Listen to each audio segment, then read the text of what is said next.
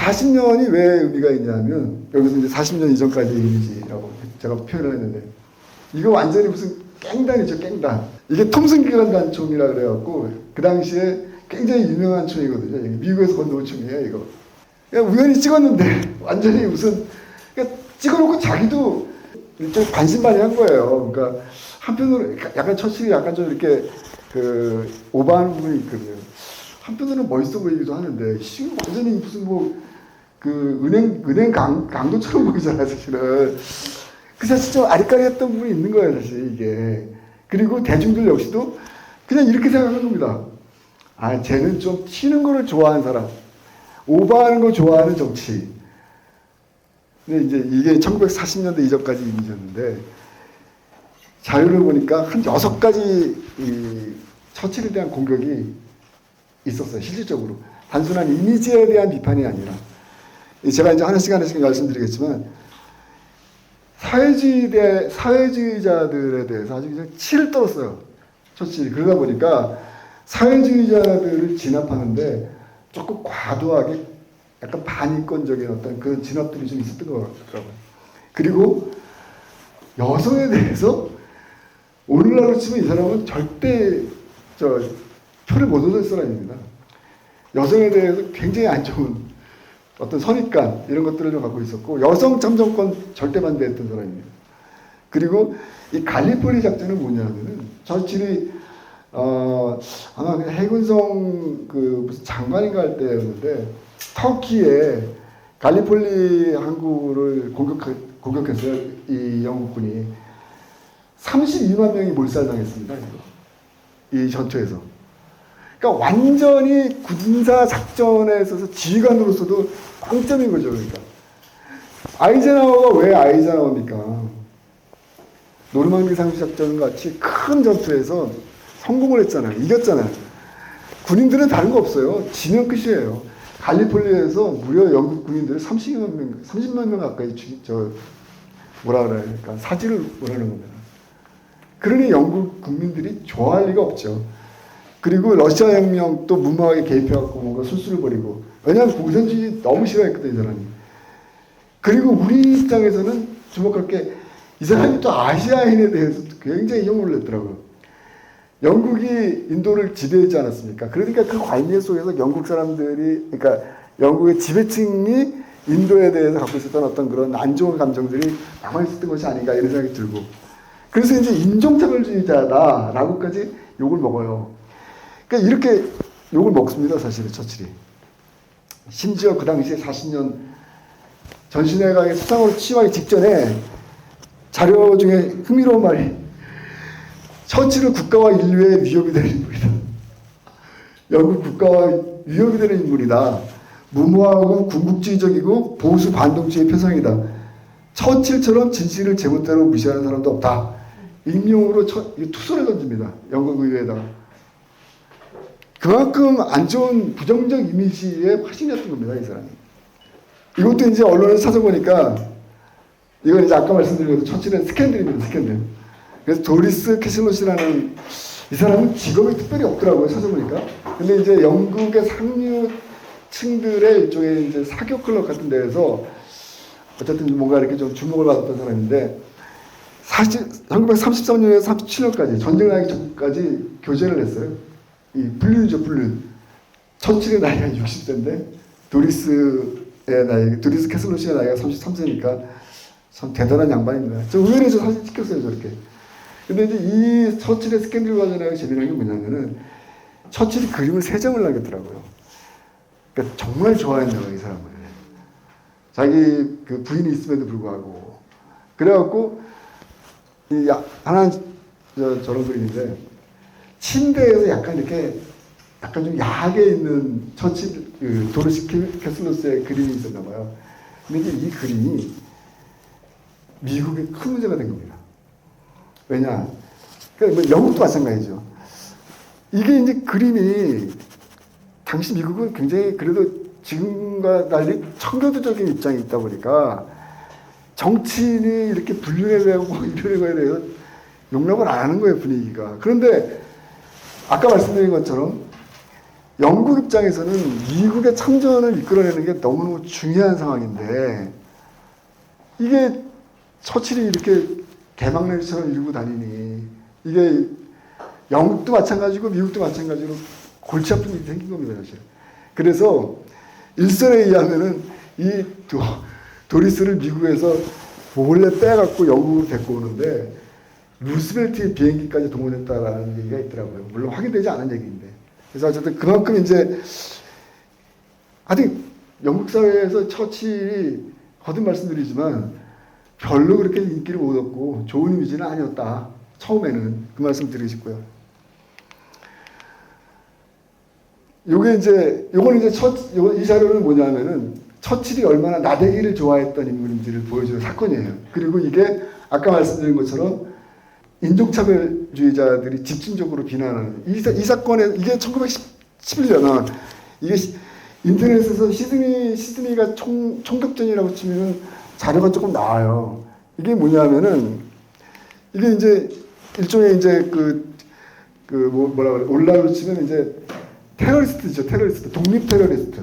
영국 사회에서 그런 사람들인데 얘네들이 이제 강경 진압으로 이제 다 진압이 되죠. 그래서 뭐 그 당시에는 굉장히 큰 사건이었더라고요. 사진 보니까. 근데 제가 드리고 싶은 말씀이 뭐냐면 아까 그 사진도 그렇고 여기 보면 계속 처칠이 나오죠. 국회의원이에요, 국회의원. 국회의원이 총격전에 지금 경찰 옆에 가 있는 거예요, 지금. 저는 개인적으로 이 사람 굉장히 나대는 거 좋아했던 사람이구나. 아니 이게 아까 말씀드린 것처럼 이게 총격전이 벌어지고 있는 상황 속에서 가서 지금 이러고 있는 거예요, 지금. 카메라가 어디 있는지 알잖아요, 이 사람 지금. 그러니까 이 처칠이라는 사람이 참 재미난 사람이었구나 이런 생각이 들더라고요, 어쨌든. 그래서 어쨌든 자 그랬는데 중요한 건 이제 여기서부터죠. 우리가 지금까지 말씀드린 거는 우리가 몰랐던 처칠에 대한 얘기고 지금서부터 우리가 알고 있었던 단순하지만 알고 있었던 처칠의 얘기입니다. 여기서 큰 반전이 일어납니다. 이게 바로 전쟁이었죠. 제2차 세계대전. 뭐 여러분들 다 아시는 것처럼 38년도에 챔berlen이 미네네가 히틀러랑 평화조약 맺으면서 드디어 이제 우리 시대에 평화가 돌아왔다. 그러니까 가장 멍청한 평화조약의 대표적 사례로 얘기되고 있는 1938년 미넨 사건입니다. 미넨 회담입니다. 어쨌든 이 당시까지만 하더라도 영국의 조야는 그냥 어떻게 하든지 간에 달래고 줄 건 주자. 그래갖고 전쟁은 없어야지. 아까 미넨회담에서요. 저게 얼마나 진짜 그 구체적인 내용을 들어가면은 굴욕적인 회담이었냐면 주데란트라는 땅이 있어요. 체코에. 체코에서 서쪽에. 그 땅 다 독일한테 주는 거예요. 독일 사람들이 살고 있다는 이유로. 사실 말이 안 되죠. 어떻게 보면. 그러니까 그만큼 당시의 영국의 정치에서 영국의 조야에서는 히틀러라는 인물에 대해서 두렵기도 하고 그래도 전쟁보다는 그냥 이렇게 평화회담하고 평화조약 맺어갖고 우리가 잘 같이 안 싸우는 게 좋지 뭐 이런 입장이었던 겁니다. 어떻게 보면 굉장히 굴욕적인 거죠. 그런데 아시는 것처럼 파리가 점령되고 결국에는 거의 뭐 등 때밀듯이 올려놓은 겁니다. 1940년 5월 10일 전시내각의 수상으로 취임됩니다. 자 여기서부터 처칠의 정말 그 신기한 묘수들이 나오기 시작하는데요. 제가 봤을 때요. 이게 이제 여러분들 다 아시는 이 영화도 얼마 전에 개봉이 됐죠. 덩커크라고 이제 영어로는 이 작전이 처칠이 전시내각의 수상으로 취임하고 처음 맞이한 이제 어떻게 하는 정치적 수상으로서의 중대한 결정이었는데 이게 영화 뭐 보신 분들 아시겠지만 덩케르크라고 해서 40만의 영국과 프랑스군이 고립된 거예요. 역사에는 가정은 없겠지만 만약에 이 40만이 고립된 영국과 프랑스의 군인들이 괴멸했다면은 제2차 대전에서의 연합군의 반격이라는 것은 거의 불가능했다라고까지 얘기합니다. 엄청난 규모였던 거죠. 그런데 이거를 말 한마디로 그러니까 우리가 두 번째로 처칠에 대해서 처칠의 그 특이한 점을 보면서 제가 두 번째로 정말 대단하다 존경스럽다 얘기하는 게 이 모든 사건들을 그러니까 40만 명을 구출해낸 거예요. 물론 그 중에서 한 6만 명 정도가 실종되기도 하고 죽은 건 그 쉽지 않겠죠. 그 모래밭에서 그냥 던케르크라는 게 무슨 뜻이냐면 영어로 듄, D-U-N-E, 듄이 뭐예요? 사막이죠, 사막. 사구 같은 거. 케르크는 그 어원이 처치예요. 독일어로 키르키라 그래요. 그러니까 모래처럼 생긴 교회의 언덕. 그러니까 그냥 언덕이에요, 언덕. 뭐 사구, 우리 좀 어려운 걸로 했을 때. 거기에 40만이 지금 있는 거예요. 숨어있지 못하고. 근데 그곳에 있는 40만 중에 33만 8천 명을 구출하는 겁니다. 이 작전이. 어마어마한 작전이죠. 다이나모 작전이라 그래갖고. 그런데 이 작전을 당시에 그 자료에서 다 무모한 작전이고 다 말도 안 되는 작전이라고 했던 거예요. 그리고 현실적으로 불가능하다. 40만을 어떻게 구하냐. 여기 지금 덩케르크에서 영국 런던 도보해협을 건너서 거리까지가 75km예요. 75km를 제가 우리나라 지도를 찾아보니까 안성 정도 거리예요. 안성보다 조금 몇 킬로가 더 천안이 80km 정도 되니까 천안에서 한 5km 정도 미치는 거예요. 지금 여러분들이 있는 곳에서 천안까지의 거리를 민간인 선박 850척이 동원된 겁니다. 이게 저는 이제 가끔씩 그런 생각이 드는데 우리는 역사적 현장에 없었기 때문에 역사를 이해하는 게 좀 편하네요. 지금 우리가 제2차 세계대전을 보는 거 영화에서나 보는 거지 솔직히 TV 다큐멘터리로 보지 뭐 압니까? 사진으로 보는 거지. 그런데 그런 데서 사실은 역사에 대한 오류가 너무 많이 발생해요. 가장 대표적인 게 대한민국에서 제주 4.3 여수 순천 사건 같은 겁니다. 이거 그 당시로 들어가면요 정말 처참한 거예요. 나라의 운명이 왔다 갔다 하는 건데 우리는 지금 이거 뭐 심지어는 이게 지금 노무현 정부 때인가요?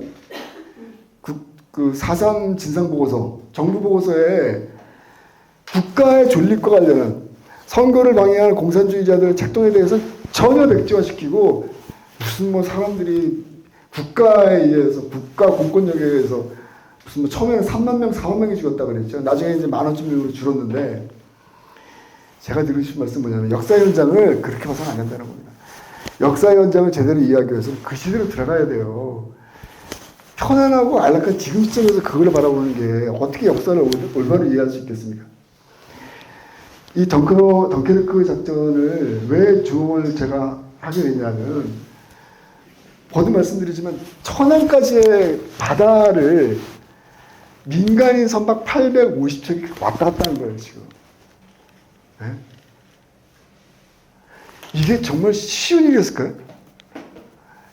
이게 무슨 뭐 어디 뭐 요트 타고 여행하는 게 아니지 않습니까?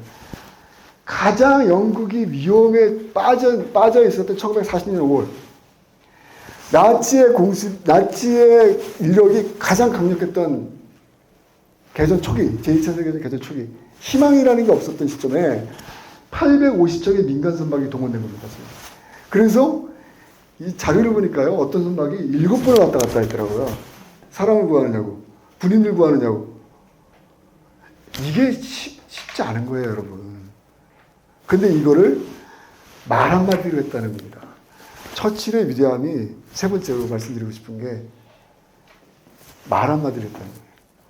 실질적으로는 뭐 전투도 있었고 교전도 있었고 그랬겠죠. 그런데 그 이전에 지금 이러한 역사적인 흐름을 뒤바꿔 놓는 이런 큰 물줄기를 바꿔 놓은 거 아닙니까? 이거를 누가 했는가? 처칠이 했고 영국 사람들이 그래서 처칠을 존경하는 거예요. 이거를 해냈기 때문에 희망이라고는 존재하지도 않는 땅에 희망의 씨앗을 품고 뛰어들어가고 사람들에게 희망의 나무들을 갖다 하나씩 준 겁니다. 그래서 사람들이 그 나무를 심은 거예요. 저는 그렇게밖에 해석이 안 돼요. 제가 좀 더 입체적으로 이야기하기 위해서 자료를 좀 찾아봤는데 이게 지금 그 당시 사진이에요. 거듭 말씀드리지만 여러분이라면 전쟁 났다 그래갖고 자국의 군인을 구하러 천안까지 그렇죠. 천안 한 5km니까 그냥 천안이라고 칩시다. 천안까지의 거리를 배를 타고 갔다 오는 겁니다. 이게 쉽겠습니까? 하늘에는 그 유명한 독일 전투기 이름 뭐죠? 갑자기 이름이 그 유명한 이렇게 쉥 소리 나는 전투기인데, 하늘에는 그 전투기가 날아다니는 곳에서 850척이 이런 식으로 민간인 선박들이 자국의 군인들을 구해온 겁니다. 이게 이런 상황에서, 아비규환의 상황에서. 그래서 민간 선박 850척 몇 척, 그 다음에 수송선 한 50척 해서 자료를 보니까 900여 척이 동원돼 갖고 군인들이 하지 못한 거를 민간인들이 하는 겁니다. 대단한 거죠, 이거 정말. 말 한마디로 하는 거예요, 말 한마디로. 처칠의 위대함이 여기 있다고 생각하고요. 유명한 말입니다, 이거. 인터넷에 좀 다 알죠. 말과 글. 그러니까 우리가 오늘날 또 하나 주목해야 할 부분이, 이게 전쟁통에서 물리력으로 싸운 것이 아니라 말과 글을 통해서 전쟁을 했다라는 것을 저는 굉장히 좀 주목해야 될 필요가 있다라는 생각이 들고요. 근데 이게 대한민국의 이승만도 이 역할을 했습니다. 이승만을 가장 가까이에서 지근거리에서 보좌하고, 이승만 없으면 대한민국 없다. 영어 제목은 다른 책이었는데 그 책도 남긴 미국의 그 로버트 올리버라는 사람이 이승만을 평가하면서 내린 결론 중에 하나입니다. 이승만은 말과 글로써 싸웠다. 처칠과 이승만이 갖고 있는 두 가지의 공통점이 바로 저녁이었다. 말과 글로서 싸웠다. 이거는 2025년 오늘날의 대한민국의 정치인들에게도 너무나 필요한 것이다라고 생각이 들어요. 이게 이런 사람들이 많이 나와야 되는데 아쉽게도 지금 아직 그런 게 없죠. 결국 이성적인, 저는 한국 사회가 지금 굉장히 잘못된 방향을 가고 있는 여러 가지 이유 중에 하나가 뭐냐면 너무 감정적이고 이성과 원칙이라는 것이 존재하지 않기 때문에 지금 굉장히 혼란스러워지는 것이 아닌가. 그런 측면에서 저는 이승만의 부활이 좀 필요한 부분이다라는 생각이 좀 들고요. 이건 뭐 저런 부분 다 아시는 거니까 1910년도, 그러니까 이승만이 조지 워싱턴 학사, 그 다음에 하버드 석사, 그리고 프린스턴 박사예요. 그러니까 그 당시에 마지막, 그러니까 말 그대로 그냥 그 당시에 그 정도의 학력을 갖고 있는 대한민국 사람들이 존재하지 않았을 때였죠, 사실은. 근데 1910년도에 프린스턴에서 받은 이 미국의 영향을 받은 중립이라는 책을, 이게 좀 재미는 없어요. 근데 한번 좀 보실 필요가 있는 게, 여기 안에 제가 와, 이 사람은 정말 대단한 사람이구나 라고 이렇게 이승만에 대해서 스스로 감탄하는 순간들이 몇 개 있었는데, 여러 곳에서 그 중에 하나였습니다.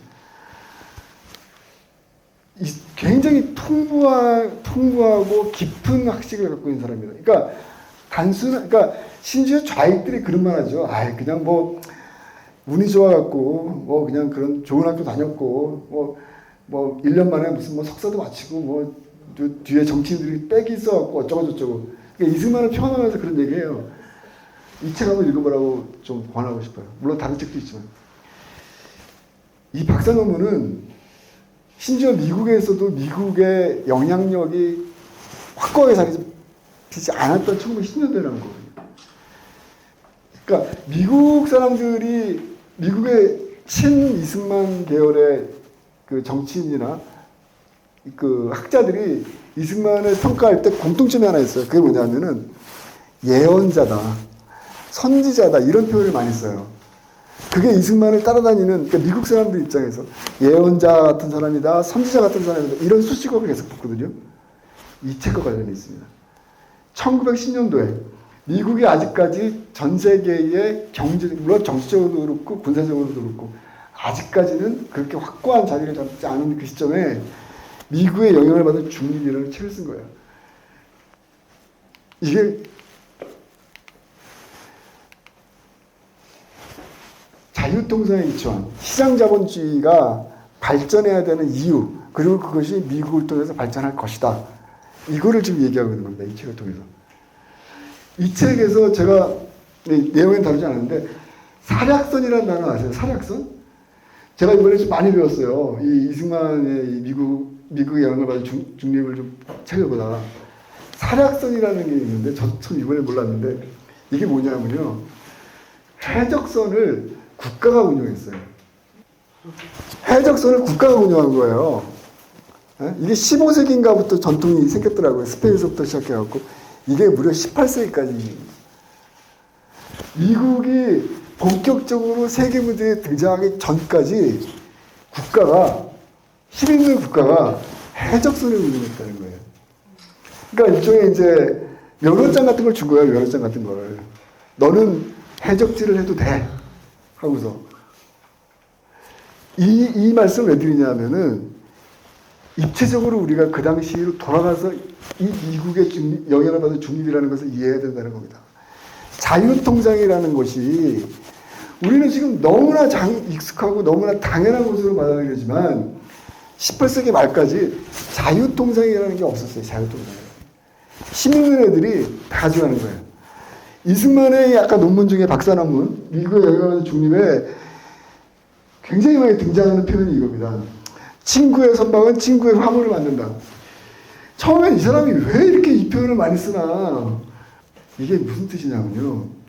선박이 납포가 되잖아요.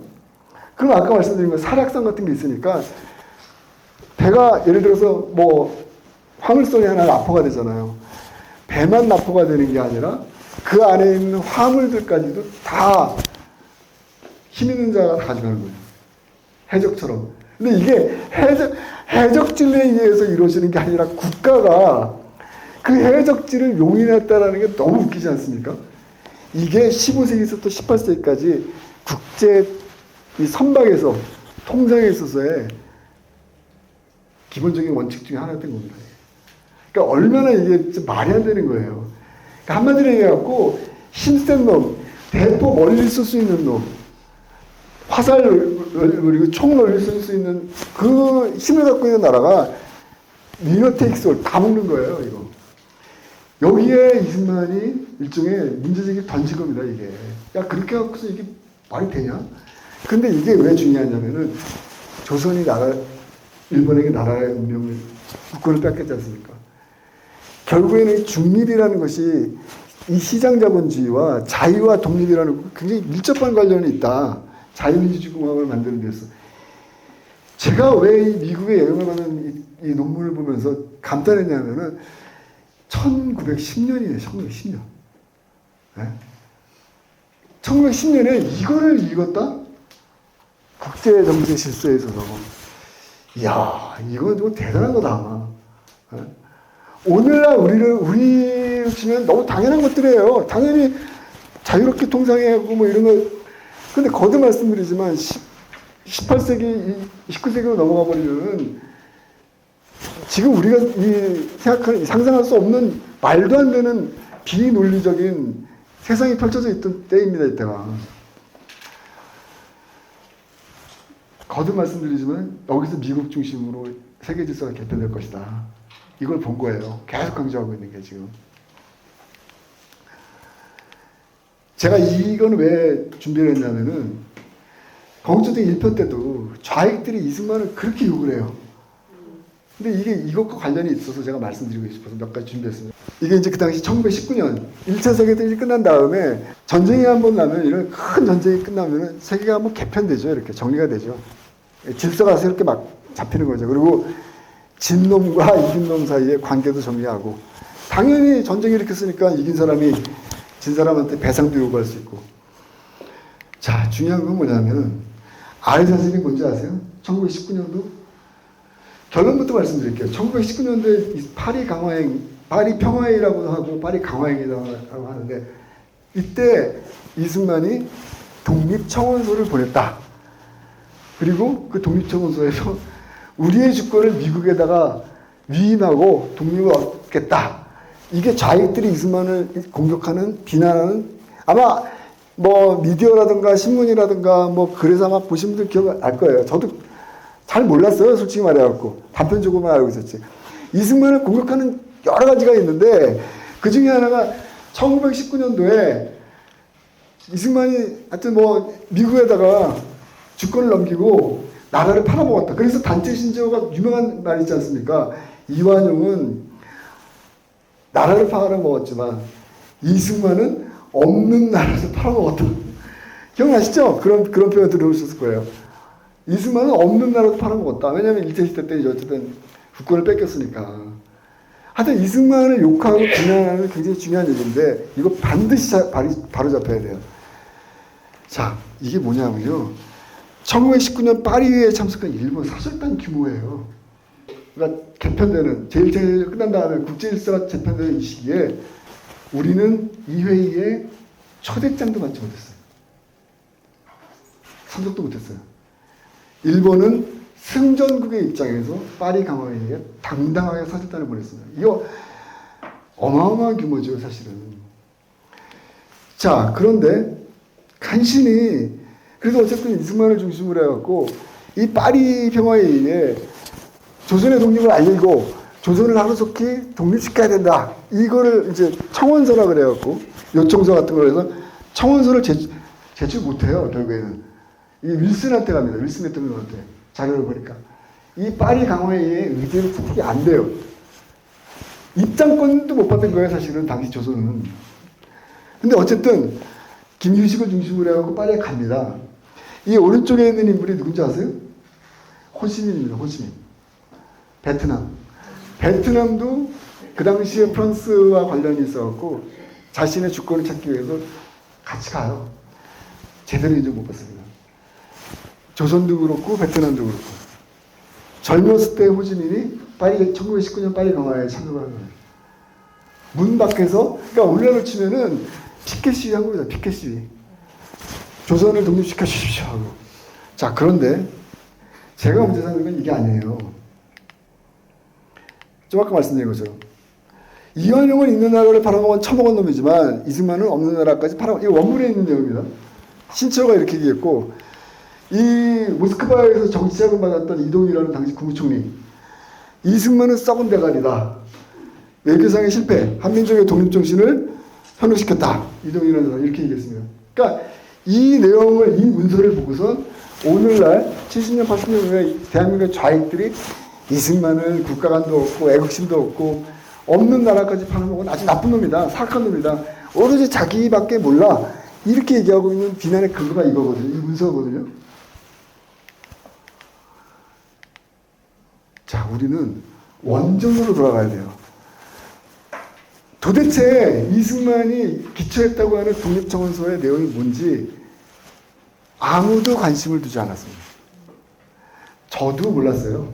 그래서 제가 이거 배우는 과정이라고 생각하고 저를 위해서 강연한다고 말씀드리는 이유가, 이거 한번 여러분들 나중에 시간 될 때 읽어보세요.